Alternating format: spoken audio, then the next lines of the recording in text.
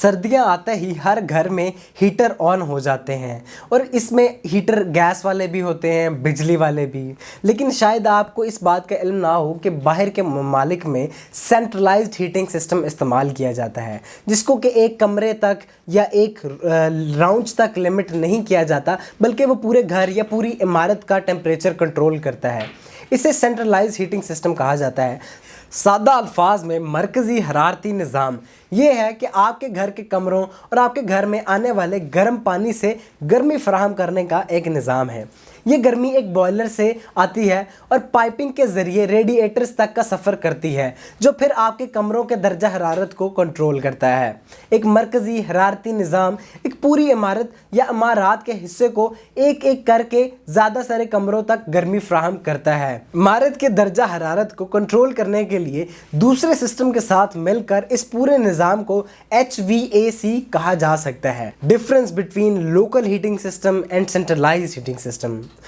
Local heating system और centralised heating system के दरमियान अहम फ़र्क ये है कि सेंट्रलाइज्ड हीटिंग सिस्टम एक जगह पर होता है, जिससे कि एक निज़ाम के फर्नेस रूम या किसी घर की बेसमेंट में, एक बड़ी इमारत के एक कमरे वगैरह में गर्मी पैदा करने का सबसे आम तरीका एक भट्टी या बॉयलर में नेचुरल फ्यूल का जलना होता है। इसके नतीजे में पैदा होने वाली गर्मी को पूरी इमारत में तकसीम किया जाता है। आम तौर पर पाइपलाइन के ज़रिए गर्मी को तकसीम किया जाता है, जबकि लोकल सिस्टम एक कमरे तक या सिर्फ एक लाउंज तक महदूद होता है और वो बाकी जगह पर गर्मी फराहम करने से कासिर होता है। सेंट्रलाइज्ड हीटिंग सिस्टम की मुख्तलिफ इकसाम। मार्केट में बहुत से मुख्तलिफ किस्म के सेंट्रलाइज्ड हीटिंग सिस्टम्स मौजूद हैं। इमारत को गर्म रखने का निज़ाम एक मरकज़ी बॉयलर पर मुश्तमिल होता है, जो असल में एक हीटिंग जनरेटर होता है, जहां पानी को 82 से 90 डिग्री पर गर्म करके इसकी भाप बनाई जाती है और इस पानी को मुख्तलिफ इमारत के हिस्सों में तकसीम किया जाता है। ताहम हर मंसूबे को अपनी ज़रूरियात के तहत इस निज़ाम को तैयार करने या अपनाने की ज़रूरत होती है। एक दफ़ा इंस्टॉल करने से ये ऑटोमेटिक सिस्टम अपने आप को एडजस्ट करने के काबिल हो जाता है। डिस्ट्रिक्ट हीटिंग की इस्तिलाह आम तौर पर इन निज़ामों पर लागू होती है, जिसमें बड़ी तादाद में इमारतों को पब्लिक यूटिलिटी के ज़रिए चलाए जाने वाले मरकज़ी बॉयलर से भाप फ्राहम की जाती है। लेकिन आजकल तेज़ी से इमारतें शमसी तवानाई से चलने वाली गर्मी के ज़राए का इस्तेमाल करती हैं।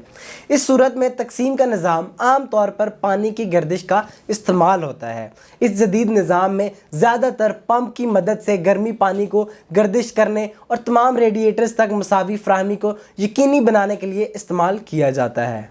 हरारती अनासर रेडिएटर्स कमरे के सरतरीन हिस्से में वाक़या होते हैं, आम तौर पर खिड़कियों के साथ लगाए जाते हैं। मरकज़ी हरारती निज़ाम की एक अहम खसूसियत ये है कि ये किसी इमारत के पूरे दाखिला या ज़रूरत के मुताबिक किसी इमारत के कुछ हिस्सों को गर्मी फराहम करता है। मरकज़ी हरारती निज़ाम की मुख्तलिफ इकसाम क्या हैं? मरकज़ी हरारती निज़ाम 4 अहम इकसाम दस्तयाब हैं। सबसे ज़्यादा मकबूल वेट हीटिंग सिस्टम है। वेट हीटिंग सिस्टम इस किस्म के हरारती निज़ाम के लिए पानी मुसलसल सर्किट के ज़रिए बहता है और बॉयलर की तरफ गर्म किया जाता है, जिसके बाद पूरे घर में रेडिएटर्स में मुहैया किया जाता है। ये आम तौर पर गैस बॉयलर्स जैसे कॉम्बी बॉयलर्स, सिस्टम बॉयलर्स या बाकायदा रेगुलर बॉयलर्स के ज़रिए चलाए जाते हैं। Electric storage heater.